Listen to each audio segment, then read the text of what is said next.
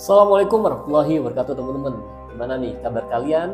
Semoga kalian semua dalam keadaan sehat walafiat dan semoga kita selalu dalam perlindungannya. Balik lagi bersama saya Raja dan selamat datang di Horror Stuff.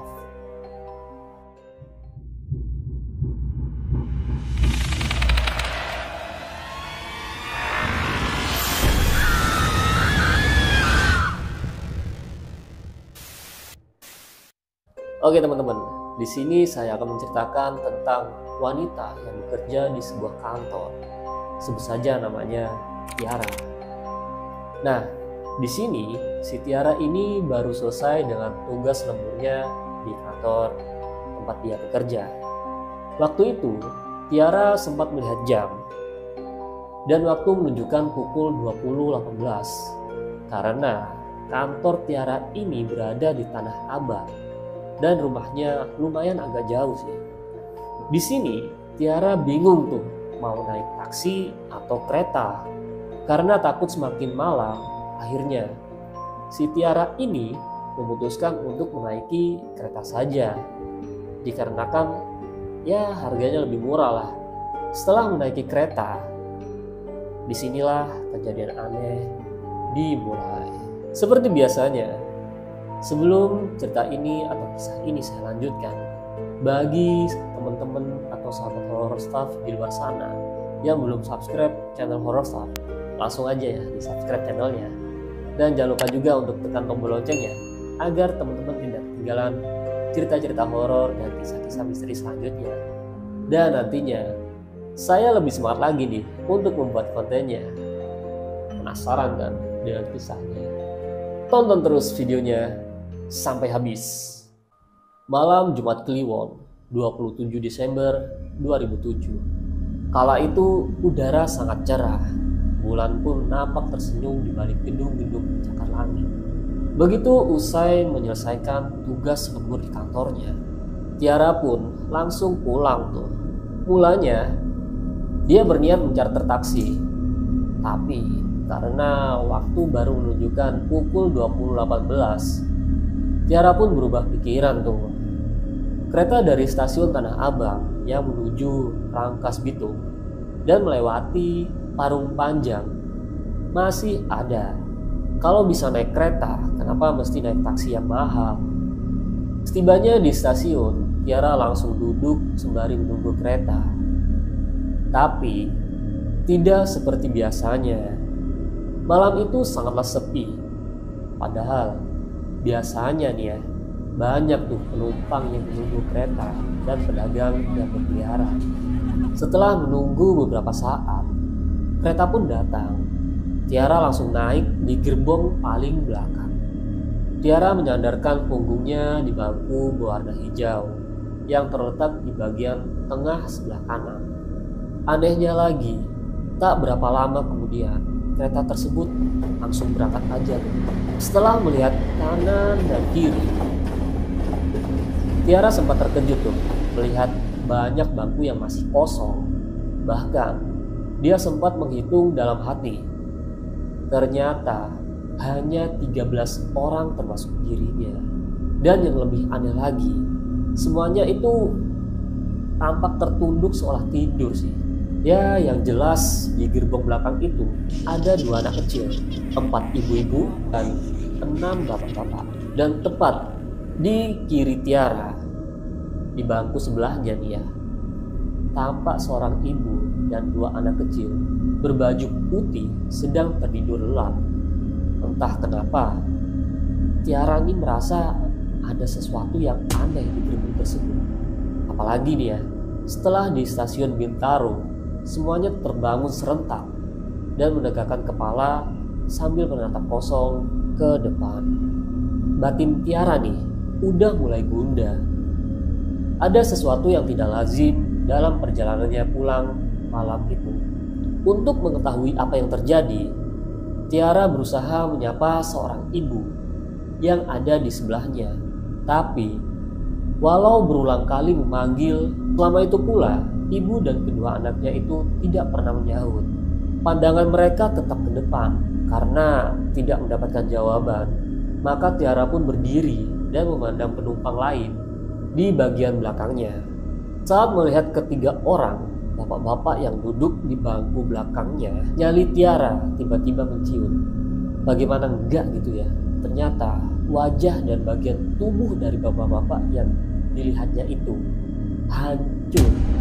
Ada yang putus tangannya, ada yang tidak memiliki kaki, dan ada pula yang bola matanya keluar dan menggantung di pipi. Astagfirullah, mereka bukan manusia biasa. Tak berhenti sampai di situ. Jeritan Tiara telah membuat ibu dan kedua anaknya yang di sampingnya itu berubah wujud. Muka mereka ternyata juga hancur total. Tubuh mereka tak memiliki kaki dan tangan lagi. Sementara itu, potongan tangan dan kaki yang bersimbah darah itu tampak berceceran di bawah bangku, dan darah segar pun mengalir di lantai kereta. Kami adalah korban kecelakaan kereta Bintaro. Batin Tiara pun semakin bertambah ciut. Jantungnya berdebar hebat dan sekujur tubuh pun bergetar hebat karena dihinggapi rasa takut yang teramat sangat. Tiara pun tak mampu turun dari kereta. Oh Tuhan, kenapa hal ini harus terjadi dan harus saya alami? Setelah beberapa waktu berhenti di stasiun Bintaro, kereta pun kembali melaju. Sedangkan Tiara hanya bisa pasrah saja. Batinnya terus bertanya, apa yang akan terjadi di depan sana? Mungkinkah dia akan dicekik, diculik, dianiaya, atau dilempar keluar kereta dan mati dengan tubuh berantakan di bebatuan bantalan kereta? Sementara batinnya terus berkecamuk. Tiara berusaha membaca ayat-ayat suci yang mumpunilah buat mengusir setan. Tiara pun mulai membaca surat Al-Ikhlas, surat An-Nas, surat Al-Falaq, dan ayat kursi. Mulut Tiara gak berhenti komat kamit gitu. Berkonsentrasi meminta perlindungan dari Allah SWT. Pandangan Tiara pun mengarah kepada ibu dan anak-anak yang duduk di sebelahnya. Dan tiba-tiba ibu dan dua anak itu berubah menjadi asap. Begitu juga dengan 8 penumpang lainnya. Semua berubah menjadi asap dan menghambur keluar jendela. Sementara itu, kereta terus berjalan dalam keadaan kosong. Suasana gerbong sangat dingin dan sunyi. Tiara hanya bisa menangis dan terus membaca doa. Kereta terus melaju dengan kecepatan tinggi, melebihi kecepatan kereta pada normalnya. Dan kereta baru berhenti setelah tiba di stasiun Parung Panjang. Dalam keadaan cemas dan takut, kaki Tiara bisa digerakkan kembali. Dengan ketakutan, Tiara langsung turun keluar gerbong dan keluar dari stasiun. Dalam hitungan detik, kereta pun menghilang. Tidak terdengar suara klakson dan bunyi mesin diesel kereta yang menggema. Bahkan, derit suara rel pun tak terdengar sama sekali. Pada saat yang sama, ternyata suami Tiara sudah menunggu. Sebut saja Herman. Si Herman kaget melihat istrinya menenteng sepatu sambil lari. Mama naik apa? Bukankah kereta belum sampai sini? Rasa takut yang teramat sangat membuat Tiara tak dapat berkata-kata lagi dan mulai pingsan di pelukan suaminya. Setiba di rumah sekitar pukul 24, Tiara pun siuman dan menceritakan semua kepada suaminya. Herman langsung tanggap dan bersyukur istrinya masih bisa selamat. 4 jam menaiki kereta hantu dan ditemani hantu-hantu adalah merupakan pengalaman yang menyeramkan bagi si Tiara. Sejak kejadian itu, Tiara tidak mau pulang lagi menaiki kereta. Dia lebih memilih naik bus patas AC44. Anehnya, kereta siluman itu berhasil membawa Tiara dari stasiun Tanah Abang menuju stasiun Parung Panjang di Kabupaten Tangerang. Peristiwa tersebut adalah sesuatu yang tidak dapat diucapkan dengan kata-kata, karena dia ada tapi tiada. Bila Allah mau menunjukkan sesuatu yang gaib itu dalam bentuk nyata, maka tak seorang pun yang menyangkalnya. Oke teman-teman, gimana nih menurut kalian kisahnya atau ceritanya?